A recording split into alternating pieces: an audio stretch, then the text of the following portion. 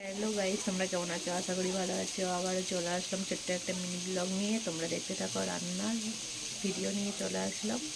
কী কী হচ্ছে আজ আমাদের ঘরে রান্না, তোমাদের দিনকে শেয়ার করলাম। ভালো লাগলে লাইক, কমেন্ট, শেয়ার, সাবস্ক্রাইব করে পাশে থাকবে অবশ্যই। আজকে আমাদের ডিম দিয়ে আলু দিয়ে তরকারি হবে। ডিম নিয়ে নিয়েছি, পেঁয়াজ কেটে নিয়েছি, জিরে বাটা, টমেটো, আদা রসুন বাটা, আলু কেটে নিয়েছি। এটা শাক ভাজা হচ্ছে আমাদের। এটা ভাত হচ্ছে এখানে। এই হচ্ছে শাক ভাজা। কড়ার মধ্যে ডিমটা দিয়ে দিয়েছি। এবার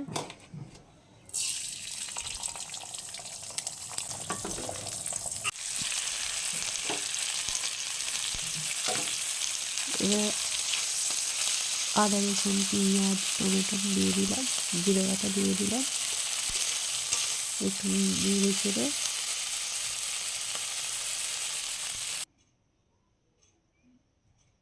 তারপর আলু দিয়ে দেবো কড়ার মধ্যে। একটুখানি নাড়লাম।